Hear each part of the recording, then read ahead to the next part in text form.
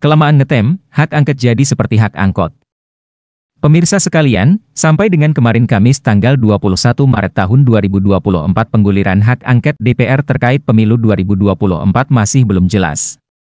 Wacana pengguliran hak angket yang awalnya dilontarkan oleh Capres Ganjar Pranowo yang kemudian disambut oleh PDIP, PKS, PKB dan Nasdem itu sampai hari ini belum kelihatan titik terangnya. Memang pada rapat paripurna DPR RI ke-13 masa persidangan 4, pada Selasa pagi tanggal 5 Maret tahun 2024 diwarnai dengan usulan hak angket untuk mendalami dugaan kecurangan pemilu tahun 2024. Usulan hak angket disampaikan Hidayat Nur Wahid dari fraksi PKS, Luluk Nur Hamidah dari fraksi PKB, dan Arya Bima dari fraksi PDI Perjuangan.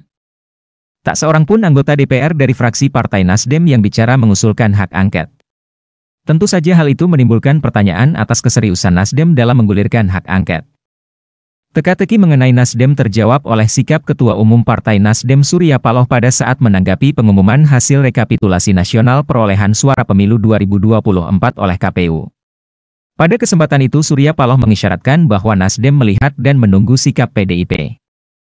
PDIP sendiri oleh Mahfud MD dikatakan sedang menyusun naskah akademik hak angket. Akan tetapi, di lain kesempatan Mahfud MD juga mengungkapkan tentang kehati-hatian Ketua Umum PDIP Megawati sehingga PDIP tidak segera menggulirkan hak angket. Dikutip dari Kompas TV, Mahfud MD membuka alasan PDI Perjuangan, PDIP, seolah setengah-setengah dalam mendorong hak angket untuk menyelidiki dugaan kecurangan pemilu 2024 di DPR. Menurut Mahfud, sikap PDIP seolah tidak mati-matian mengusulkan hak angket dikarenakan keputusan Ketua Umum PDIP Megawati Soekarnoputri yang tak ingin terburu-buru.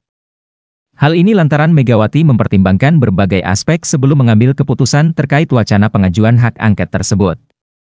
Semisal memperhitungkan dampak politik jika mendukung hak angket. Kemudian jelang pelantikan pemerintahan baru pada Oktober 2024 mendatang pasti akan ada dinamika yang terjadi. Mahfud menambahkan Megawati juga menilai permasalahan yang terjadi di pemilu 2024 belum terselesaikan jika dengan hak angket ataupun gugatan perselisihan hasil pemilu di Mahkamah Konstitusi, MK. Belakangan diketahui bahwa seperti Nasdem, PKS pun menyatakan menerima hasil pemilu 2024. Sekjen Partai Keadilan Sejahtera, PKS, Abu Bakar Al-Habsyi pun menegaskan bahwa Dewan Pimpinan Pusat, DPP, PKS menerima keputusan KPU terkait hasil pemilihan legislatif dan pemilihan presiden 2024. Namun, itu bukan berarti proses hukum berhenti begitu saja. Kalau untuk menerima. Adapun masalah hukum, itu lain ceritanya. Jadi, bagi yang tidak puas, jalur hukumnya tetap ada, ucapnya. Dengan Partai Nasdem dan Partai Keadilan Sejahtera memutuskan menerima keputusan Komisi Pemilihan Umum terkait dengan hasil pemilu 2024. Wacana menggulirkan hak angket di DPR untuk mengusut dugaan kecurangan pemilu pun berada di persimpangan jalan. Kedua partai seakan hanya menaruh harapan pada Partai Demokrasi Indonesia Perjuangan. Di lain sisi, Partai Kebangkitan Bangsa atau PKB menyatakan akan menunggu sikap PDIP dalam upaya menggulirkan usulan hak angket guna menyelidiki dugaan kecurangan pemilu 2024.